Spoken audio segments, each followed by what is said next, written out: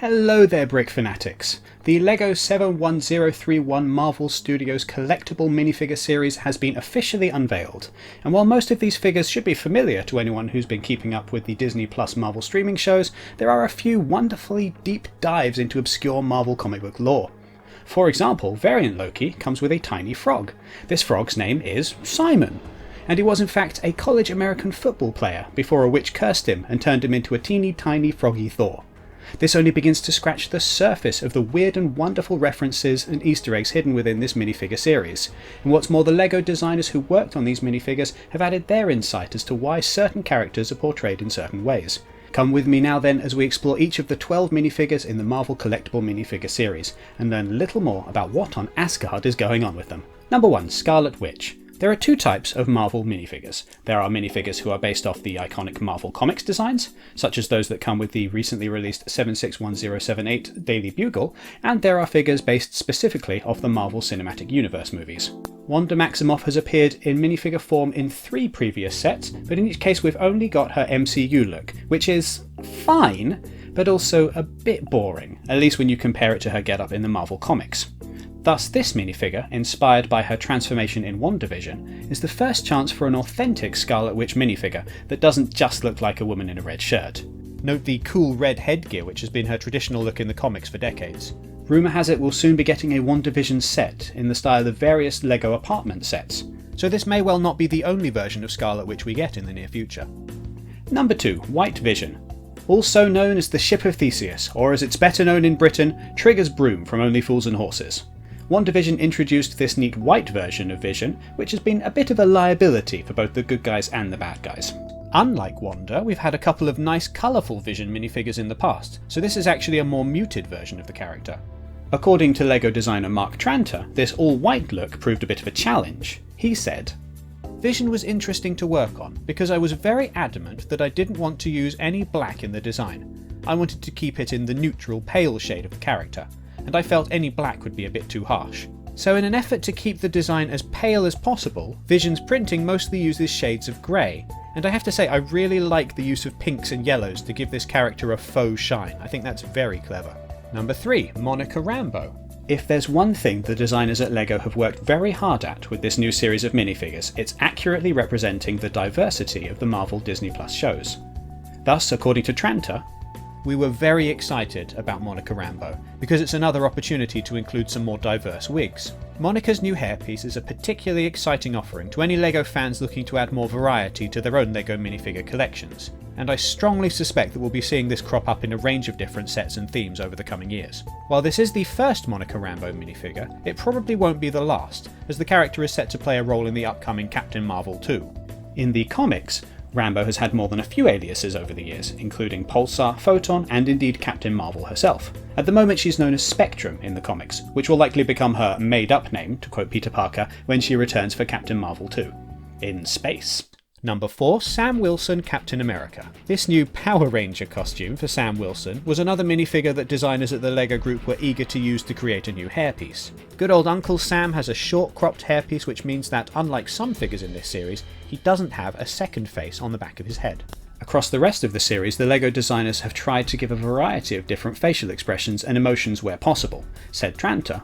"We don't want everyone being super angry. Not everyone can have fighting faces, because that's not great for play. As a rule of thumb, we like to do a happy smiley face and then sometimes an angry or determined face. Due to Sam's new close-cropped hairpiece, there wasn't any room for him to feature a second facial expression. But that's fine, because it's not like Anthony Mackie can emote much while wearing those goggles anyway."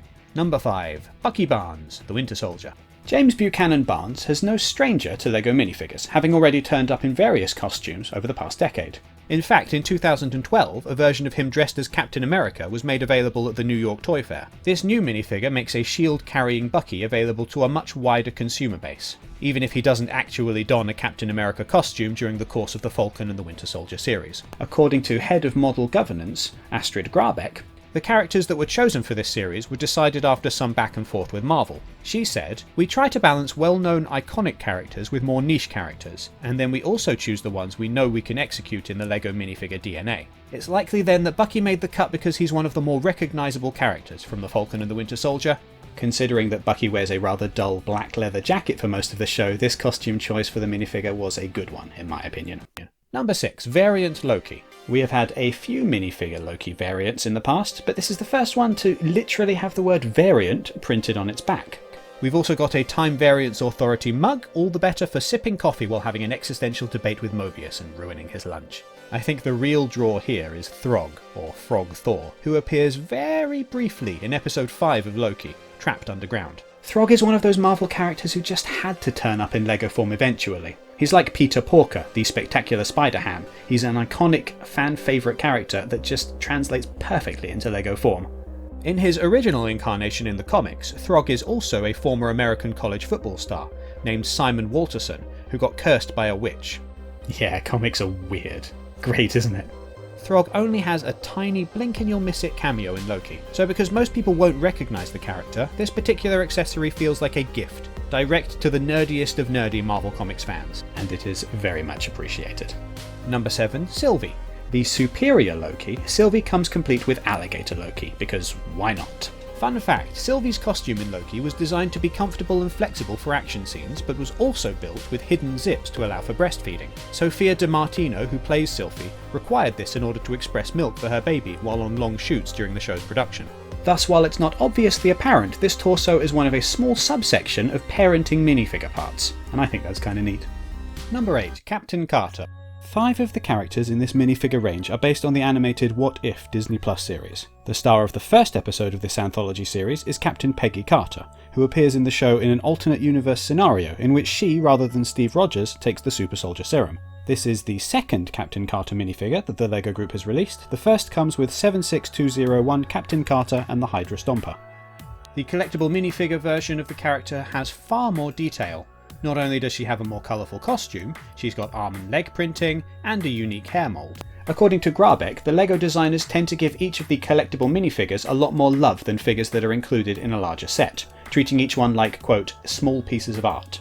She said, "They're not part of an impressive and large model, they're on their own, so we put a lot of focus on giving them this exclusive and unique appeal." This really shows with Captain Carter. While the one included with the Hydra Stomper is fine, the collectible minifigure just looks stunning. Number 9. T'Challa Star-Lord. Another scenario in an episode of What If sees T'Challa, aka the Black Panther, becoming Star-Lord instead of Peter Quill. In the show, the character is voiced by Chadwick Boseman, in one of his last recorded pieces of work before his untimely death in 2020. According to Tranter, because the Marvel streaming shows were still in production when they began work on the minifigures, they sometimes had little more than concept art to work from. Notice that while T'Challa's Star-Lord mask does look very similar to Peter Quill's mask, as seen in various Guardians of the Galaxy LEGO sets, this is actually a unique mould. T'Challa's version gets appropriately textured hair, which is a very welcome inclusion. Number 10. Zombie Captain America. For over 15 years, the Marvel Zombies comics have strived to answer a single important question. What if there were Marvel zombies? First debuting in the pages of Ultimate Fantastic Four, these flesh-eating superheroes soon got their own spin-off, written by The Walking Dead's Robert Kirkman. Getting a monster Captain America figure is particularly interesting, considering that once upon a time in one of Marvel's sillier moves, Cap actually became a werewolf. Perhaps that's a minifigure that will feature in a future series. Zombie Cap's colouring is different to most LEGO zombies. Typically these minifigures are made from a dull grey colour, where Cap is instead made of aqua pieces. Number 11. Sorcerer Supreme Spider-Man. Spider-Man was the very first Marvel superhero to debut in LEGO form, coinciding with the release of Sam Raimi's 2002 Spider-Man movie, as part of the LEGO Studios range from the same era, which were designed around creating stop-motion LEGO movies. There have been plenty of Spider-Man minifigures in the years since, including characters like Spider-Ham and Miles Morales, who both come with 76178 Daily Bugle. This Spider-Man is inspired by an episode of What If in which Peter Parker becomes the Sorcerer Supreme, and in a move which will either please or infuriate fans of the animated Into the Spider-Verse movie, he is wearing a cape. Spider-Man doesn't wear a cape, it's disrespectful. Number 12. Warlord Gamora. At the time of making this video, most episodes of What If have not yet aired. As such, we're not completely clear on Gamora's role throughout the entire series, but this minifigure does hint at a potential comic book storyline which might be loosely adapted. In the 2018 comic book series Infinity Wars Prime, Gamora finally, shall we say, embraced the family business by inheriting her adoptive father Thanos' obsession with the Infinity Stones. She takes on the supervillain name of Requiem and basically just wrecks stuff across the universe. These minifigures, by the way, were all designed remotely, with teammates communicating online due to local stay-at-home restrictions. Rambeau says that this made some parts of the work easier, but that it was often a challenge to discuss designs while at a distance.